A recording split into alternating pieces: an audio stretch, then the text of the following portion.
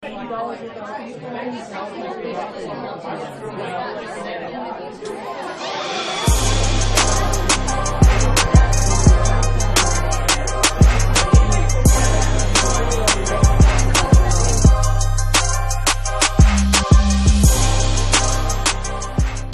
जगत में किसी को बदनाम करना बहुत आसान है।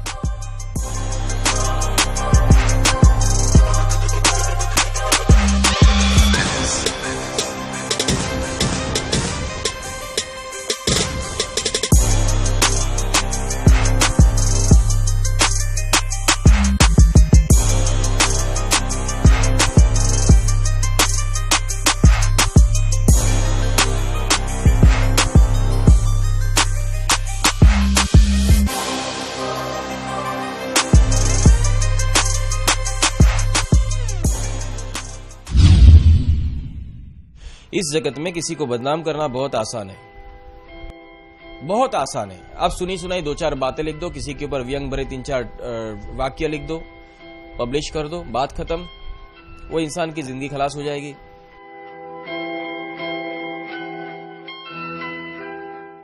आप दुकानदार हो, आपकी दुकान के ऊपर बोला जाएगा यहां तो डुप्लीकेट घी मिलता है और ये तो चोरी का माल बेचता है, यहां से मत लेना। अनाज है, अनाज क्या बताऊं, इसके भेलसेल वाला बेचता है। बस तुम गोसिप कर दो, दूसरा कोई देखने नहीं जाएगा, वो सीधा वहां जाना ही बंद कर देगा। उसको कहते गधे। एक राजा था, उसने एक वाव के अंदर खजाना डाल दिया था।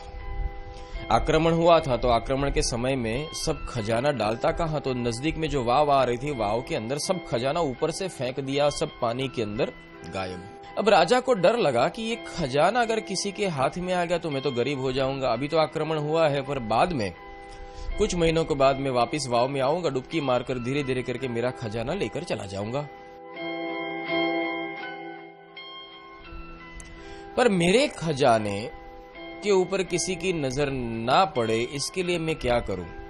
तो राजा ने वहां एक गोसिप फैलाई कि यहां एक चुड़ैल रहती है जो इस वाव के आसपास जो घूमता है उसको प्रेत पीड़ा दे देती है, और फिर बाद में वो चुड़ैल उस व्यक्ति को प्रेत पीड़ा में डालकर उसका भक्षण कर लेती है, और यहां जो जाता है उसको बुरी हवा लग जाती है और वो धीरे धीरे करके बीमार होकर सड़ सड़ के मर जाता है। बस गोसिप फैलानी शुरू कर दी। लोगों को तो ऐसी चीजें बहुत अच्छी लगती है। ये बस गांव में बात घूमने लगी, लोगों ने यहां तक भी बोल दिया, अरे यहां तो 3-4 कत्ल भी हो चुके हैं, चुड़ैल 3-4 लोगों को खा चुकी है। खुदा ना खास्ता जमरू वहां से निकला, उसको हार्ट अटैक उधर ही आया। गर्मी बहुत थी, सनस्ट्रोक लगा, हार्ट अटैक आ गया, जमरू गिर पड़ा। लोगों ने बोला, देखा था ना, मैंने बोला था यहां से मत गुजरना। ये दुनिया, ये साइकोलॉजी, इसके तुम शिकार होते हो, और जो इस साइकोलॉजी का शिकार हो जाता है वो महामूर्ख शिरोमणि कहा जाता है। खुद का अनुभव, खुद की बातें, मैं हमेशा कहता हूं रिश्ता बनाना तो खुद के अनुभव से बनाना। कोई किसी के साथ कैसा है ये मुझे मतलब नहीं, मेरे साथ कैसा है वो मुझे देखना है। और दूसरी बात है, कोई मेरे साथ कैसा है वो मैं क्यों देखूं, मुझे वो देखना है कि मैं किसी के साथ कैसा हूं।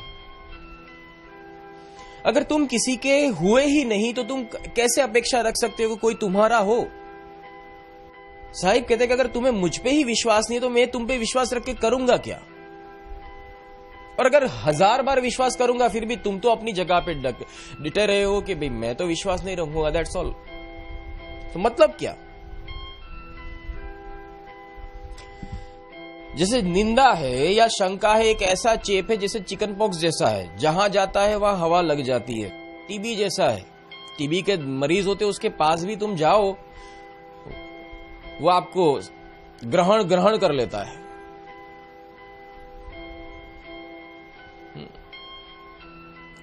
फिर खांसते रहना।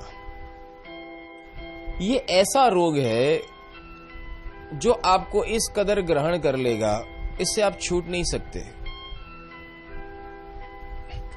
क्योंकि ये जो रोग जो होता है, ये रोग लग जाने के बाद वो आपकी जान लेकर ही छोड़ता है।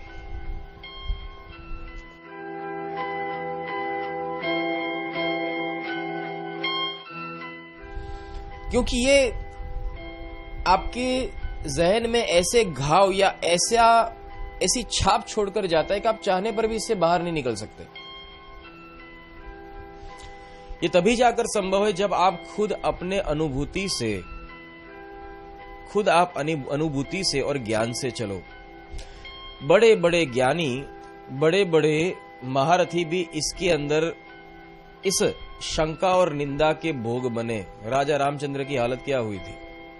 कई मंथरा ने जो गेम खेली, रामचंद्र जी को वनवास हुआ, और यही रामचंद्र जी ने ये देखा कि हाँ, ये मेरे बारे में क्या निंदा हुई है, और रामचंद्र ये तो ज्येष्ठ पुत्र है, ये खा जाएगा राज्य, हम सबको बाहर निकाल देगा।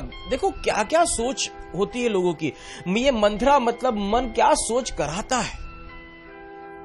राम के बारे में मंथरा ने कैकेयी को जाकर कान भर दिए कि ये जिस दिन गद्दी पे आएगा तुम लोगों को घर से बाहर निकाल कर फेंक देगा, इसे संभालना, ये वो नहीं है जो तुम देख रहे हो।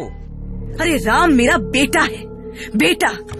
ऐसा मीठा भ्रम मत पालो रानी, तुम्हारा बेटा भरत है।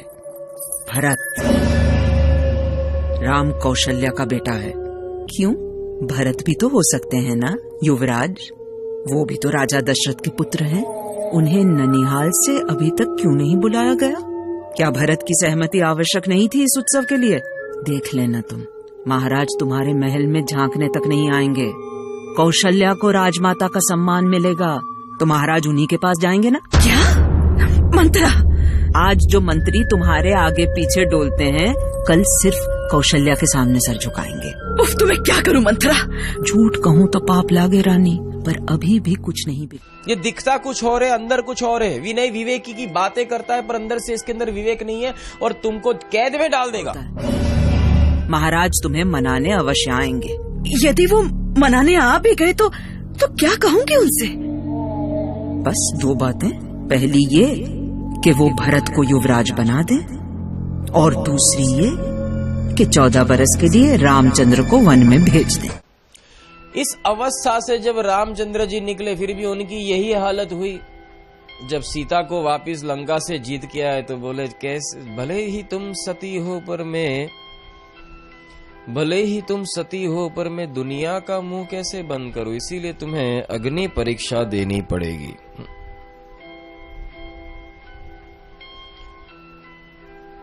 सीता थी, अग्नि परीक्षा दे दी। उस वक्त सोचो सीता के जहन में क्या बात आई होगी कि तुम तो ऐसे न थे। हो गया, क्या करे। अब जब अग्नि परीक्षा का सर्टिफिकेट मियां आप लेके आए हो तो फिर नगरजन बोलते तो क्यों उसकी बातें सुन ली। वापिस सगर्भा सीता को जंगल में छोड़ के आ गए। निंदा।